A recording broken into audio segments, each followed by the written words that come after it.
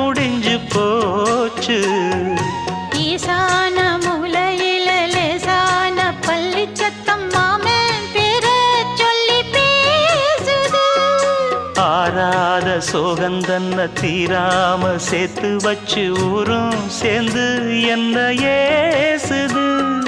மாமா மாமா உன்னத்தானே எண்ணி நானும் நாளும் தவித்தேனே. கூண்டுக்குள்ள என்ன வச்சு கூடி நின்ன ஊரை விட்டு கூண்டுக்குள்ள போனதென்ன கோலக்கிளியே.